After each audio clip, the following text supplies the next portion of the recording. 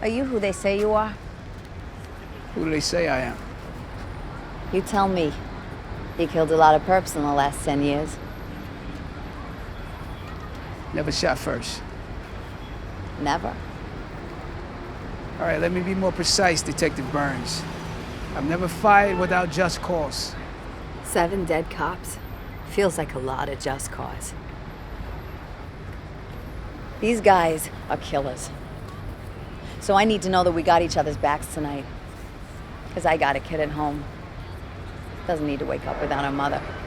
You wear that badge, I got your back. And that's a clip from 21 Bridges. I'm delighted to say that it starred Chadwick Boseman. Is in the studio. Hello, Chadwick. How are you? How you doing, man? I'm doing very well. Simon. Yes, that's right. That's right. That's me. Was your first time in London at the British American Drama Academy? Yes, it was in Oxford, but we would come to London to see plays some of our weekends. So and just scrounge around and party and. So it's just like the old times for you. And this is not like the old times. No, this reminds me. I think when I'm riding around and we see the West End, it just reminds me of what I was trying to get to. You know what I'm saying? So it's good to be here for that reason too. I feel as though we've been talking about you and this film for quite a while, which I'll explain. So when Get On Up came out, Mick Jagger came on the show, so we talked to him. Right. Barry Jenkins, when he was on talking about If Beale Street Could Talk, he was raving about Stephen James. Right. Okay, so we're kind of primed for that. Sienna Miller was on the show just a couple of weeks ago talking about American Woman. So she was telling us all about the film. Lupita Nyong'o came on for Panther and was telling us about working with you. So I kind of feel we're primed for this film now. Yeah. Well, you know what? 6 degrees of separation. Yeah, exactly. So tell us about 21 Bridges. The funny thing about this film is that it came to me through the Russo brothers on the premiere night after Infinity War. I had just seen myself killed on screen. Spoiler and alert. they gave me, well, it's everybody knows now. And they came to me with a script, and I was like, well, am I really dead? Is that what's going on here? And they were like, no, we just feel like you're perfect for this role. It had a lot of those elements of the anti-hero films, those older sort of cop films that question justice. I was thinking Serpico and French Connection and all those. Yeah, it had that feeling, and I was like, I want to do a film like that, And I think the conceit of what made this one different of, there are 8 cops killed and you shut down the city, so they, go for broke to find these guys. That appealed to me. And I think the other thing that appealed to me was that you would have, the audience would root for the bad guys. I'm the type of person that watches films and I start wanting the bad guy to get away. I fell in love with that, not just the cop that I was playing, but with the other side of it. And I feel like the audience could do that too. You have the right type of conflict for them. You must have been able to pick almost anything. You must have been offered loads and loads of films. There must have been something that was really stand out about this that made you want to pick this one next. I think it was that I wanted to do a film like this. And then I think I had questions about the character. You know what I'm saying? Like, well, what makes him tick? And very often that's what, makes you want to do a role, is that you're trying to figure a person out. Does he have like a moral compass? Where does it, like a high moral compass, where does that come from? Who is this guy? So to me, I wanted to explore who that type of cop was. And I felt like you needed to see this person in the world. And, sometimes art imitates life. Sometimes life imitates art. So you put it up on the screen, it helps people to see something or want to be something. So to get that right, you go and hang out with NYPD? I did, yeah. What did you learn from them? Honestly, I saw what it is to, a day in the life of, like, what is it like to stay up all night chasing something, waiting for something to happen, trying to break a case. What is that like? And if you do start to get some clues on what's happening, then that turns into 2 days, 3 days, what does that mean in terms of your family life? What does that mean in terms of like commitment to the job, and like what do you lose at home?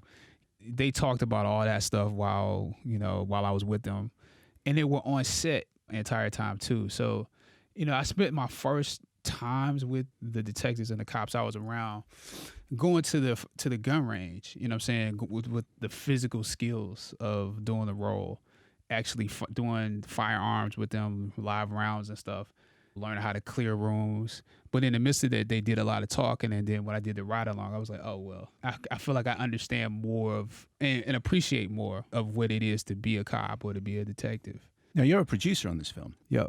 How does that affect the way you approach this role? The fact that you've been involved from the beginning must affect everything about this. It just means that You're going to be checking box office, everything. Yeah. Well, that's definitely true. Yeah, but it means that in terms of the, really every aspect of what you see on screen, that I had something to say about it. And it doesn't mean that I did say something, but I had something to say about casting. I had something to say about the script. That must be quite exciting. It is. I mean, even down to like what takes are we, like if you do 8-9 takes of a scene, sometimes you're like, that's not the right take. There's another take in there somewhere where I did something different. The fact that you can say that, and because you've been involved from the beginning, that you know that, you're like, well, I think it's take 4, might be take 3. To me, I'm a storyteller. I wouldn't say that I'm just an actor. So to me, being able to like touch other parts of the story, other departments, and help the film is what I want to do. So it turns out when Sienna Miller was on, she only told us half the story, obviously, unlike the trailer, which tells you a whole lot more than it should, in my opinion. Just tell us a little bit about Stephen James, because he's great. Yeah. And I don't know if that was part of the casting that you were involved with, but he's a standout. Yeah, I wanted him. I wanted Stefan, and I wanted Sienna definitely in this film. And I think for the other side of the film, you need actors that can lead. So you needed Taylor Kitsch, you needed Stefan in order to carry the other side, because it's almost like there's two protagonists that you're following. Like I say, you want the audience to root for both sides, to like switch back and forth. I think it's vital to the film being successful. He's just one of those people who you were talking earlier about when you want the bad guys to get away. Suddenly we're thinking, oh, hang on, he's done some bad things, but what do we want to happen here? Yes, you have compassion for him. You know what I'm saying? And he knows how to make you like him. And he's a man's man. He stands up for himself.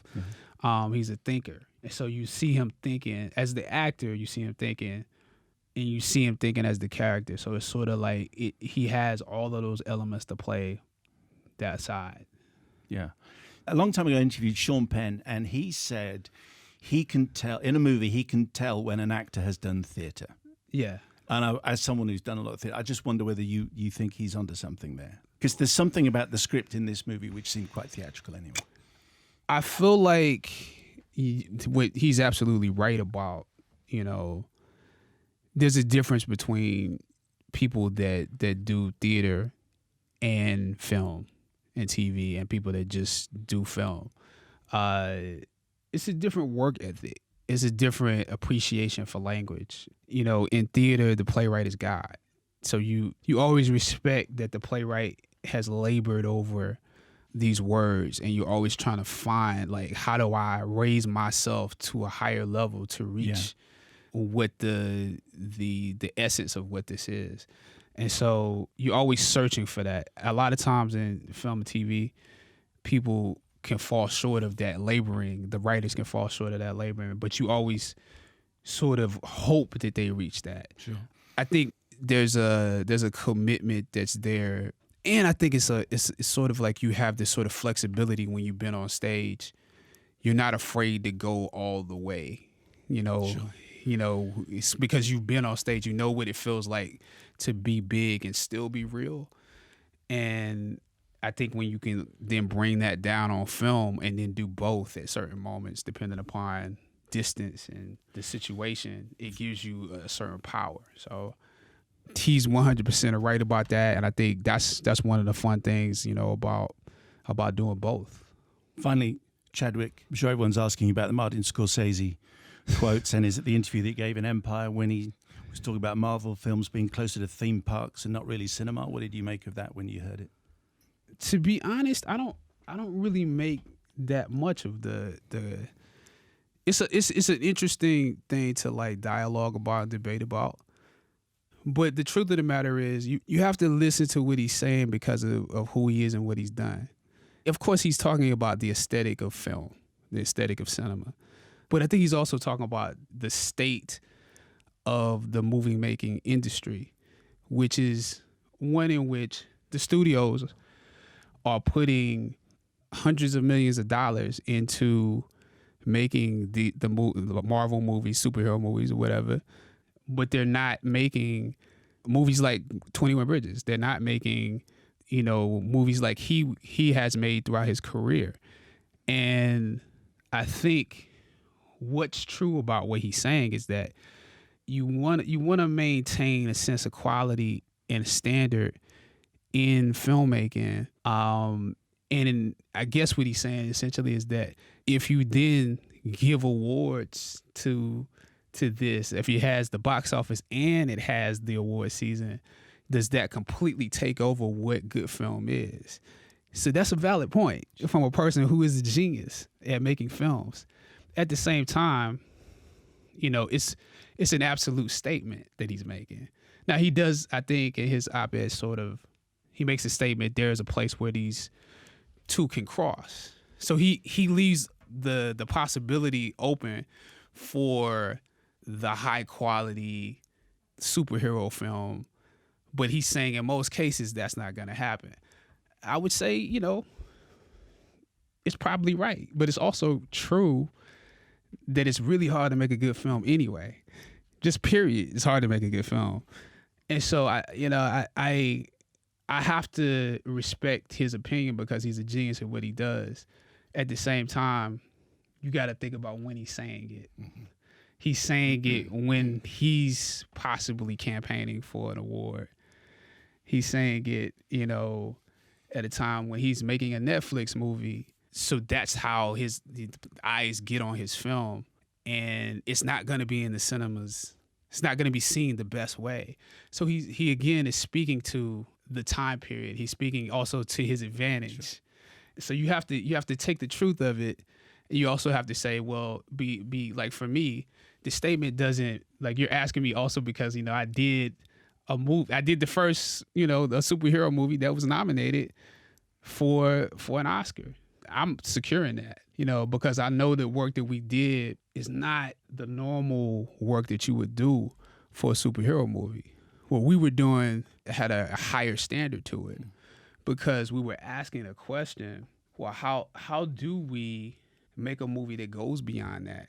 How do we create a real culture, a real world here where you're not doing a parody of Africa?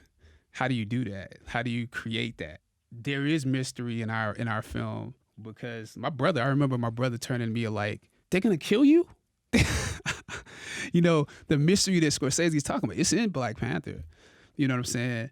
So they're going to kill you? What's going to happen? People really thought that. And I think the funny thing about it is, if he saw Black Panther, he didn't get that. He didn't get that there was this sort of feeling of being unsure. There was this feeling of not knowing what was going to happen that Black people felt because we never had a superhero like this before. We thought that white people will kill us off. So it's a possibility that we could be gone. So we felt that angst. We felt that thing that you would feel from cinema when we watched it.